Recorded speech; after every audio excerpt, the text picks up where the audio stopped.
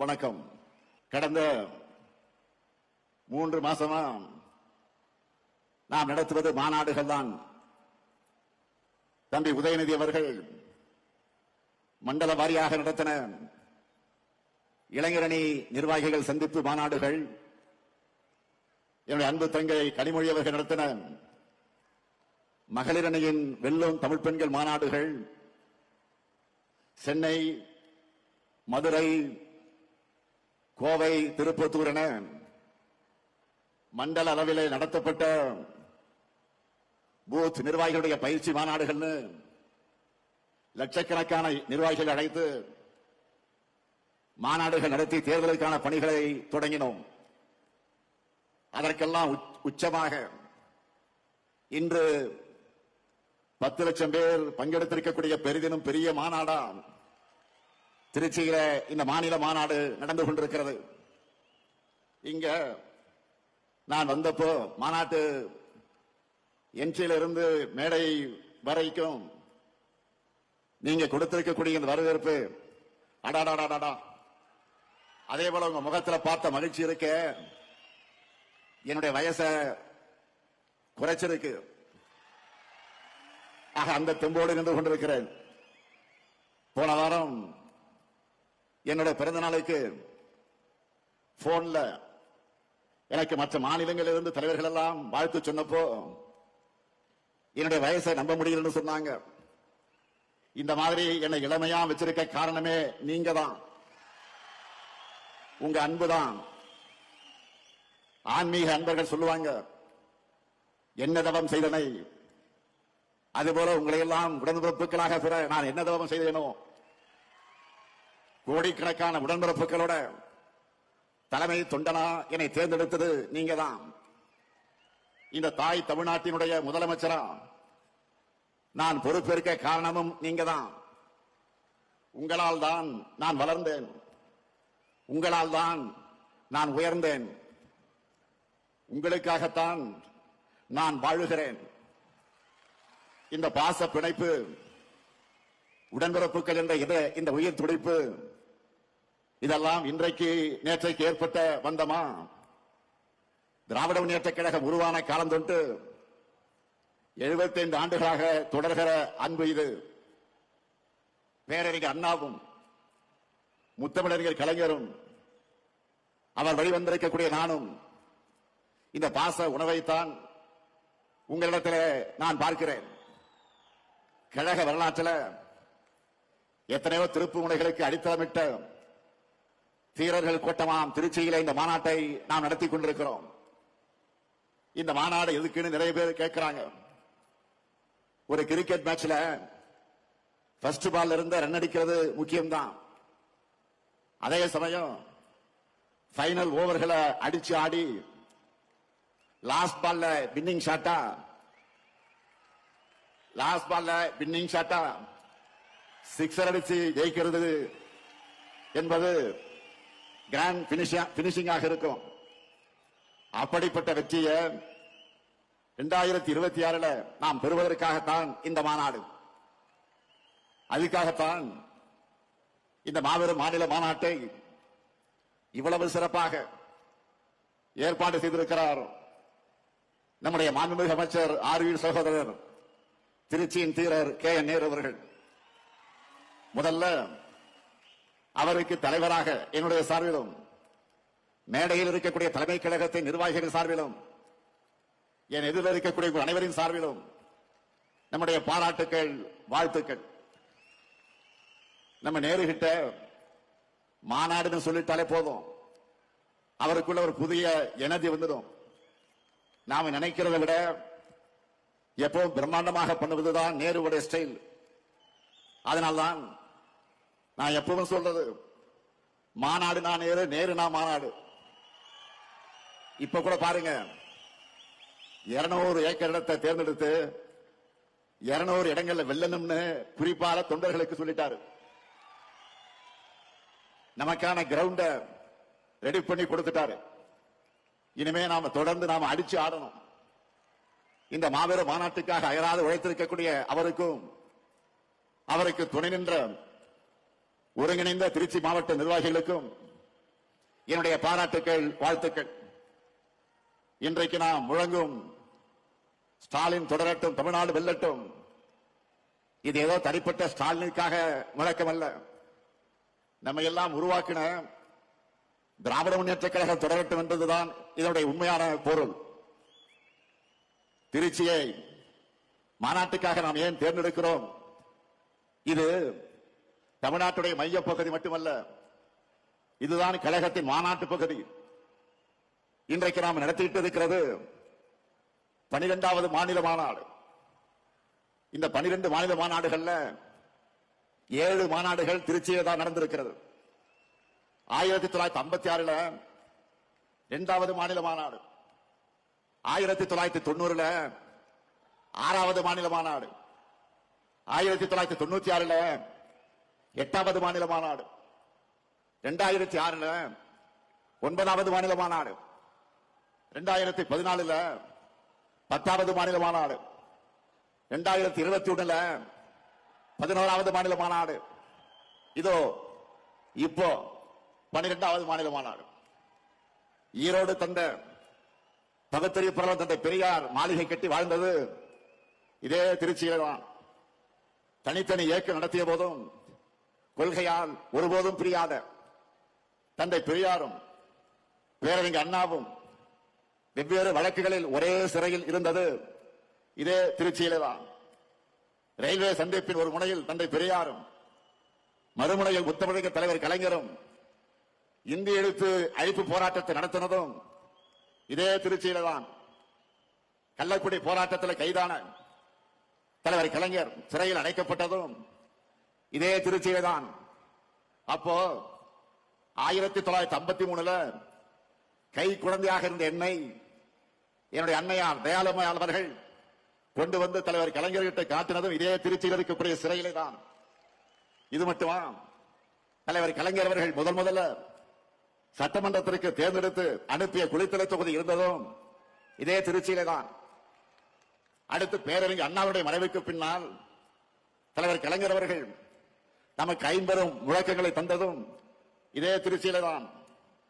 அதனாலதான் சொல்றேன், திருச்சி என்றாலே திருப்பம், திருச்சி என்றாலே எழுச்சி, திருச்சி என்றாலே உணர்ச்சி, திருச்சி என்றாலே மகத்தான வெற்றி.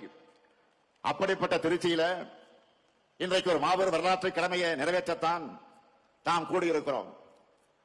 1956 இதே திருச்சி மாநாட்டில் தான் லட்சக்கணக்கான தொண்டர்கள் வாக்களிக்க கழகம் தேர்தலில் போட்டியிட வேண்டும் என்ற முடிவை பேரறிஞர் அண்ணா அவர்கள் எடுத்தார்கள். அது நடந்து 70 ஆண்டுகள் ஆகியிருக்கிறது.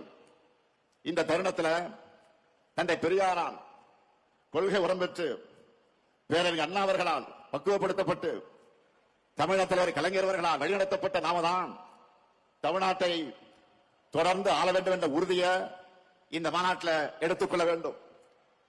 இந்தியாவிலேயே முதல் மாநில கட்சியா நம்முடைய கழகத்தை ஆட்சியை அமர்த்தினார் பேரறிஞர் பெருந்தகை அறிஞர் அண்ணா அவர்கள். அவரது வழியில 5 முறை தமிழ்நாட்டை ஆட்சி செய்தார் நம்முடைய உயர்நீக தலைவர் கலைஞர் அவர்கள். ஒரு நீண்ட இடைவெளிக்கு பிறகு 10 ஆண்டுகள் கழித்து உங்களின் ஒருவரான என்னுடைய தலைமையில 6வது முறையாக ஆட்சிக்கு வந்தோம். இப்போ 7வது முறை மட்டுமல்ல, இனி என்னாலும் கழகம் தான் தமிழ்நாட்டை ஆளணும் என்ற சூழ்நிலைக்குத்தான் இங்கே கூடியிருக்கிறோம். இதுதான் நம்முடைய கடமை, அனைவருடைய பெருங்கடமை. இது எதற்காக சொல்லுகிறேன் என்று கேட்டால், நான் முதலமைச்சராகவும் சில பேர் அமைச்சராகவும் பல பேர் எம்எல்ஏ ஆகவும் சொல்லுகிறோமா? இல்லை. நம்ம தமிழகத்தை காக்க தகுதியும் திறமையும் உழைப்பும் கொண்ட ஒரே படை நம்முடைய கருப்பு சிவப்பு படைதான். நமக்குன்னு ஒரு மாபெரும் வரலாறு இருக்கிறது, நமக்கென்று ஒரு லெகசி இருக்கு. தமிழை காத்தவர்கள் நாம், தமிழ்நாட்டுக்கு பெயர் வச்சவங்க நாம், நம் மாநிலத்தை எல்லா நிலையிலும் உயர்த்துறவங்க நாம். இப்ப கூட தமிழ் மண்ணுக்கு காவல் அரணா இருக்கிறவங்க நாம தான். தமிழ்நாடு நம்மை நம்பித்தான் இருக்கு, நாமும் தமிழ்நாட்டை நம்பித்தான் இருக்கிறோம். அதற்காகத்தான் சொல்லுகிறேன், திராவிட முன்னேற்ற கழக ஆட்சி தொய்வில்லாமல் தொடரணும். அதற்காக நாம உழைக்கணும், அதற்காகத்தான் சூழ வைக்கணும். இந்த நேரத்தில் தந்தை பெரியார் 1971 தேர்தலின் போது சொன்னதை நினைச்சு பார்க்கிறேன். திமுக ஆட்சி தொடர்ந்தாதான் தமிழ் சமுதாயம் எதிர்பார்க்கிற முன்னேற்றம் ஏற்படும். இப்பவும் தந்தை பெரியார் சொன்னதை மனசுல வச்சு நம்முடைய பயணத்தை தொடரணும். இங்கே வந்ததும் என்னுடைய நினைவுக்கு வந்தது 2021 தேர்தலுக்கு முன்னால் இதே திருச்சியில இதே இடத்துல 7 இலக்குகளை உறுதிமொழிகளாக நான் அறிவித்தேன். அதுல முதல் இலக்கு வளரும் வாய்ப்புகள், வளமான தமிழ்நாடு. இரண்டாவது இலக்கு மகசூல் பெருக்கம், மகிழும் விவசாயி. மூன்றாவது இலக்கு குடிமக்கள் அனைவருக்கும் குறையாத தண்ணீர். நான்காவது இலக்கு அனைவருக்கும் உயர்தர கல்வி, உயர்ந்த மருத்துவம். ஐந்தாவது இலக்கு எழில்மிகு மாநகரங்களின் மாநிலம். ஆறாவது இலக்கு உயர்தர ஊரக கட்டமைப்பு, உயர்ந்த வாழ்க்கை தரம். ஏழாவது இலக்கு அனைவருக்கும் அனைத்துமான தமிழ்நாடு. நெஞ்சை நிமிர்த்து சொல்லுகிறேன், இந்த 7 இலக்குகளையும் நம்முடைய 5 ஆண்டு ஆட்சியுடைய திட்டங்களால நிறைவேற்றி காட்டியிருக்கிறோம். அதனாலதான் மக்கள் மகிழ்ச்சியாக இருக்காங்க. இதையெல்லாம் நம்முடைய எதிரிகளே இன்றைக்கு மனசுக்குள்ள ஒத்துக்கொள்வாங்க. காரணம், யாராலும் மறைக்க முடியாத உண்மை இது. தமிழ்நாட்டை தொடர்ந்து புறக்கணிக்கிற ஒன்றிய பாஜக அரசு கூட நம்பர் 1 மாநிலம் தமிழ்நாடுன்னு சொல்றாங்க.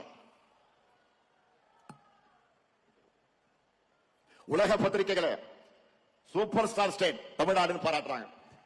அந்த அளவுக்கு நாம கெத்தா முன்னேறி இருக்கிறோம். கடந்த 5 ஆண்டுகள்ல நாம செஞ்சிருக்கக்கூடிய சாதனைகளை நினைச்சு பாருங்க. எத்தனை நெருக்கடிகள், எத்தனை பிரச்சனைகளை தகர்த்து நாம முன்னேறி இருக்கோம். 3 நாட்களுக்கு முன்னாடி கூட சென்னையில 2030க்கான 14 உறுதிமொழிகளை ஸ்டாலின் ஸ்டேட்மெண்ட்னு நான் அறிவிச்சேன். அந்த மேடையில அமைச்சர்கள் ஒவ்வொரு துறையிலும் நம்ம என்ன சாதிச்சிருக்கோம்னு சொன்னாங்க. 5 ஆண்டுகள்ல ஒரு மாநில அரசால இவ்வளவு பண்ண முடியுமான்னு எல்லாரும் பிரமிச்சு பார்த்தாங்க. நமக்கே மலைப்பா இருந்துச்சு. நம்முடைய சாதனைகளை பிபிடி போட்டு காட்டணும், டிவியில போட்டு காட்டணும். அதுல அதிமுக ஆட்சியோட நாம செஞ்சிருக்கிறத கம்பேர் பண்ணி சொன்னாங்க. அதுல சிலதை மட்டும் உங்களுக்கு நான் சொல்ல விரும்புகிறேன். நல்லா கவனிங்க. மக்கள் கிட்ட போய் நீங்க சொல்லணும். கடந்த 2011 2016 2021 அதிமுக ஆட்சியில தொழில் முதலீட்டுக்காக போடப்பட்ட புரிந்துணர்வு ஒப்பந்தங்கள் எவ்வளவு தெரியுமா? 471. இதுவே நம்ம திராவிட மாடல் ஆட்சியில 1190 புரிந்துணர்வு ஒப்பந்தங்கள் போட்டிருக்கிறோம். கடந்த கால ஆட்சியில ஈர்த்த முதலீடு, அதிமுக ஆட்சியில ஈர்த்த முதலீடு 4,13,414 கோடி தான். ஆனா நம்ம ஆட்சி காலத்துல 12,54,133 கோடி ரூபாய்க்கான முதலீடுகளை ஈர்த்திருக்கிறோம். 3 மடங்கு அதிகம். 2016 21 புதுசா 4 சிப்காட் தொழிற்பூங்காக்களை தொடங்கினாங்க. அதிமுக ஆட்சியில் 4 தான் சிப்காட் தொழிற்பூங்கா. ஆனா நாம 33 புது சிப்காட் தொழிற்பூங்காக்களை தொடங்கி இருக்கிறோம். ஸ்டார்ட் அப் நிறுவனங்கள் எடுத்துக்கிட்டா 2021 வரைக்கும் இருந்த எண்ணிக்கை, அதிமுக ஆட்சியில் இருந்த எண்ணிக்கை எவ்வளவு தெரியுமா? 2045. இப்போ நம்ம ஆட்சியில 13,500க்கு மேற்பட்ட ஸ்டார்ட் அப் நிறுவனங்களை நம்ம ஆட்சியை தொடங்கி இருக்கிறோம். அடுத்து வேளாண் துறை 2016 இருந்து 21 வரைக்கும் அவங்க ஆட்சியில 57.26 லட்சம் ஹெக்டராக இருந்த மொத்த சாகுபடி பரப்பை இப்போ 62.32 லட்சம் ஹெக்டராக உயர்த்தி இருக்கிறோம். 5 வருஷத்துல 5 லட்சம் ஹெக்டர் உயர்ந்திருக்கு. கடந்த ஆட்சி காலத்துல 1.3 லட்சம் விவசாயிகளுக்கு தான் இலவச மின் இணைப்பு கொடுத்தாங்க. ஆனா நம்முடைய ஆட்சியில 2 லட்சத்துக்கு அதிகமான விவசாயிகளுக்கு இலவச மின் இணைப்பு கொடுத்திருக்கிறோம். 2016-21 அண்ணல் அம்பேத்கர் அயலக உயர்கல்வி உதவித்தொகை திட்டத்தில் படிச்ச மாணவருடைய எண்ணிக்கை எவ்வளவு தெரியுமா? 2 பேர் தான் அதிமுக ஆட்சியில. ஆனா நம்ம திராவிட மாடல் ஆட்சியில 386 மாணவர்களுக்கு 160 கோடி ரூபாய் உதவித்தொகை கொடுத்து படிக்கிறாங்க. அதே போல ஆதிராவிட மகளிருக்காக நன்னிலம் நிலவுடைமை திட்டத்துல அதிமுக ஆட்சியில பயனடைந்த பெண்கள் எவ்வளவு தெரியுமா? 40 பேர் தான். 40 லட்சம் ரூபாய் கொடுத்தாங்க. அதுவே நம்ம திராவிட மாடல் ஆட்சியில 1026 பெண்களுக்கு சுமார் 50 கோடி ரூபாய் வழங்கி இருக்கிறோம். எவ்வளவு பெரிய வித்தியாசம். அடுத்து ஸ்போர்ட்ஸ்ல, விளையாட்டுத்துறை ஸ்போர்ட்ஸ்ல நம்ம இளைஞர்கள் இன்னைக்கு எப்படி எல்லாம் சாதிக்கிறாங்க. அதுக்கு காரணம் என்ன? விளையாட்டுத்துறைக்கு 800 கோடி ரூபாயாக இருந்த நிதி ஒதுக்கிட்ட நம்ம ஆட்சியில 2228 கோடி ரூபாய் உயர்த்தி இருக்கிறோம். அது மட்டுமல்ல, 2016-21 வேலை வாய்ப்பு வழங்கப்பட்ட விளையாட்டு வீரர்கள் எத்தனை பேர் தெரியுமா? 3 பேர் தான். ஆனா நம்ம அரசுல 301 விளையாட்டு வீரர்களுக்கு வேலை வாய்ப்பு வழங்கி இருக்கிறோம். இப்படி எல்லா துறையிலும் லிஸ்ட் இருக்கு. மக்கள் பெரும் சுமையாக கருதுகிற மெடிக்கல் செலவுகள் போன ஆட்சியில முதலமைச்சருடைய விரிவான காப்பீட்டு திட்டத்தில் 49 லட்சம் பேர் பயனடைஞ்சவங்க. அந்த எண்ணிக்கையை நம்ம ஆட்சியில 90 லட்சமாக உயர்த்தி இருக்கிறோம். அதுக்கு காரணம் நம்ம அரசுல 72,000 இருந்த வருமான வரம்பை 1,20,000 உயர்த்தி கொடுத்தோம். இப்படி எல்லாவற்றிலும் 2 மடங்கு 3 மடங்கு ஏன் பல மடங்கு உயர்த்தி சாதனைகளை படைத்திருக்கிறோம். இதுதான் வளர்ச்சி. அதனால்தான் வரலாற்றே இல்லாத அளவுக்கு 14 ஆண்டுகள் கழிச்சு நம்ம ஆட்சியில 11.19 விழுக்காடு பொருளாதார வளர்ச்சியை நம்முடைய மாநிலம் அடைந்திருக்கிறது. நானும் தொடர்ந்து ஒவ்வொரு மேடையிலும் நம்முடைய சாதனைகள் டேட்டாவோடு சொல்லிட்டு இருக்கிறேன். செஞ்சதை கூட நம்மால முழுசா சொல்ல முடியல. அந்த அளவுக்கு ஒரு மிகப்பெரிய பட்டியல் இருக்கு. நம்ம திட்டங்களால பயனடைந்திருக்கிற எண்ணிக்கை மட்டும் சொல்ல கொஞ்சம் கேளுங்க. கலைஞர் மகளிர் உரிமை தொகை 1,31,00,000 பேர். காலை உணவு திட்டம் 19,34,000 குழந்தைகள். புதுமை பெண் திட்டம் 6,95,000 மாணவிகள். தமிழ் முதல்வன் திட்டம் 5,40,000 மாணவர்கள். நான் முதல்வன் திட்டம் 49,90,000 பயிற்சி சான்றிதழ்கள். விடியல் பயணம் திட்டம் 910 கோடி பயணங்கள். மக்களை தேடி மருத்துவம் 2,56,00,000 பேர். இன்னும் காப்ப நம்மை காக்க 48 திட்டம் 4 லட்சத்துக்கு அதிகமான உயிர்கள். பல்வேறு ஓய்வூதிய திட்டங்கள் மூலமா 30,50,000 பேர். பட்டா பெற்றவங்க 23,56,000 பேர். உங்களால டோட்டல் போட முடிஞ்சுதா இல்லையா? இன்னும் ஏராளமா இருக்கு, பெரிய லிஸ்ட் இருக்கு. ஆனா அதையெல்லாம் நீங்க டோட்டல் போட்டு மக்கள் கிட்ட சொல்லணும். இப்ப தெரியுதா ஏன் நான் அடிக்கடி வெல்வோம் 200 சொல்றேன்னு? இவ்வளவு செஞ்சிருக்கிறோம். 200 தொகுதி உறுதியா இல்லையா? கேட்கல. உறுதியா இல்லையா? 200 தொகுதி உறுதியா இல்லையா? மகிழ்ச்சி. நீங்க பிரச்சாரத்துக்கு போறப்போ மக்கள் யாரை கேட்டீங்கன்னாலும் அவங்க நம்ம அரசோட திட்டங்கள்ல பயனடையக்கூடியவங்க இருப்பாங்க. நம்ம அரசு திட்டங்களோட பயனாளிகள் வாக்களிச்சாலே போதும். நாம தான் ஃபுல் சீட்ல போனோம், முழு வெற்றி அடைவோம். கவலைப்படாதீங்க. அதான் இப்படி சொன்ன, புரியுதா உங்களுக்கு? அதை உறுதி செய்ய வேண்டியதுதான் உங்களுடைய பணி. இதே திருச்சி சிறகனூர்ல 5 ஆண்டுகளுக்கு முன்னாடி நான் சொன்ன வாக்குறுதிகளை நிறைவேற்றி காட்டிட்டு இன்றைக்கு மக்கள் முன்னாடி தெம்பா நம்பிக்கையா நிக்கிறேன். அடுத்து விரைவில் விரிவான தேர்தல் அறிக்கை தங்கை கனிமொழி தலைமையில தயாராகி கொண்டிருக்கிறது. விரைவில் அது வெளியிட போறோம். சமீபமாக கவனிச்சீங்களா? மற்ற அரசியல் கட்சிகள் எல்லாம் ஏதோ இன்ஸ்டால்மெண்ட்ல தேர்தல் அறிக்கையை வெளியிட்டு இருக்காங்க. அதுல என்ன அறிவிக்கிறாங்க? நம்முடைய திராவிட மாடல் சார்பில் நாம் நிறைவேற்றி கொண்டிருக்கக்கூடிய திட்டங்களை டாப் அப் பண்ணி அப்படியே காப்பி எடுத்து அறிவிக்கிறாங்க. அவ்வளவுதான். ஏன்னா அவங்களுக்கும் வேற வழி இல்ல. நம்ம ஆட்சியில நிறைவேற்றிருக்கக்கூடிய திட்டங்களை இனி யாராலும் மாற்ற முடியாது, எவராலும் நிறுத்த முடியாது. யோசிச்சு பாருங்க. நாம வழங்குகிற மகளிர் உரிமை தொகையை யாராலும் நிறுத்த முடியுமா? முடியவே முடியாது. அப்படி அவங்க நினைச்சால அவங்க வீட்டு பெண்களை அவங்களுக்கு கட்சிக்கு ஓட்டு போட மாட்டாங்க, வீட்டை விட்டு வெளில அனுப்பிச்சிருவாங்க. அதனாலதான் இப்ப அதிகப்படுத்தி அறிவிக்கிறாங்க. அடுத்து பள்ளி குழந்தைகளுக்கான காலை உணவு திட்டத்தை யாராவது கை வைக்க முடியுமா? சொல்லுங்க, முடியுமா? அந்த குழந்தைகளை பட்டினி போட்டா தமிழ்நாட்டு மக்கள் அவங்க சும்மா விட மாட்டாங்க. அதே மாதிரி பெண்களுக்கான விடியல் பயண திட்டத்தை அவங்களால மாற்ற முடியுமா? முடியாது. இன்னும் இருக்கு.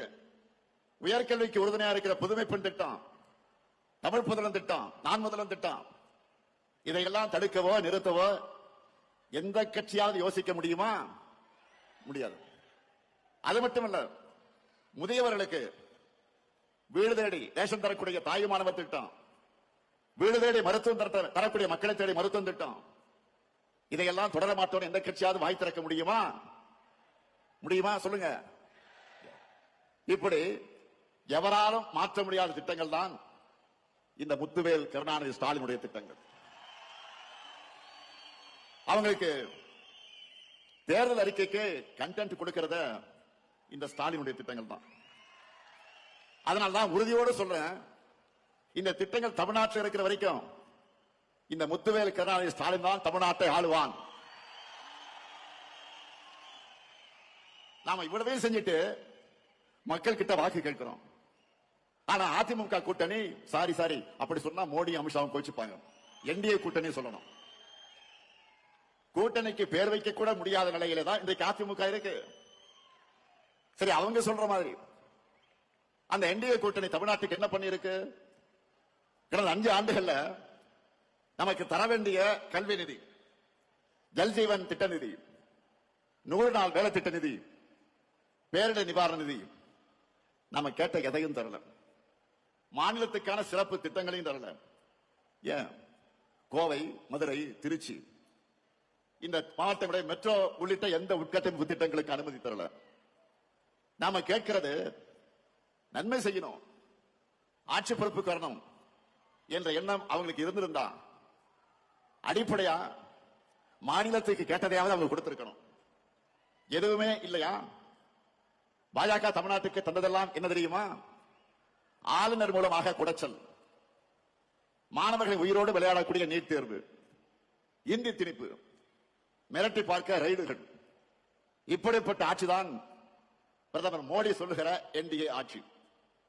தமிழ்நாட்டுக்கு எந்த நன்மையும் செய்யாத இவங்க தான் நம்ம எதிர்த்து நிற்கிறாங்க. தமிழ்நாட்டு மேல எந்த அளவிற்கு வன்மம் இருக்குன்னு சொல்லணும்னா, தேர்தல் வருதுன்னு கூட தெரியாம, அதை பற்றி கவலைப்படாம, நமக்கான எதையும் அறிவிக்க இவங்களுக்கு மனசு வரல. நான் கேட்கிறேன், இப்படி திட்டமிட்டு தமிழ்நாட்டை புறக்கணிக்கிற என்டிஏ கூட்டணிக்கு எங்க மக்கள் எப்படி வாக்களிப்பாங்க? எந்த நம்பிக்கையில நீங்க தமிழ்நாட்டுக்கு வரீங்க? தமிழ்நாடு கேட்கிறதெல்லாம் நான் சொல்லுகிற என்டிஏவுக்கு நோ சொல்லக்கூடிய, நமக்கு கொடுப்பதெல்லாம் கேட்பதையெல்லாம் நோ என்று சொல்லக்கூடிய என்டிஏவுக்கு தமிழ்நாடு நோ தான் சொல்லும். இங்க உங்களுக்கு எப்பவும் நோ என்ட்ரி தான். உங்க டப்பா என்ஜினுக்கு தமிழ்நாடு எப்பவுமே நோ என்ட்ரி தான் சொல்லும். சில நாட்களுக்கு முன்ன நான் சொன்னேன், இந்த தேர்தல் தமிழ்நாடு வெர்சஸ் என்டிஏ, இன்னும் சொன்னா தமிழ்நாடு அணியா டெல்லி அணியா என்று பார்க்கிற தேர்தல் என்று சொன்னேன். உடனே நம்ம எதிரிகள் என்ன சொன்னாங்க? இது சட்டமன்றத்திற்கு நடக்கிற தேர்தல் தானே, இதை ஏன் தமிழ்நாடு வெர்சஸ் என்டிஏ திமுக சொல்லுது? தமிழ்நாட்டுக்கு டெல்லிக்குமான தேர்தல் ஏன் ஸ்டாலின் சொல்றாரு அப்படின்னு கேட்கிறாங்க.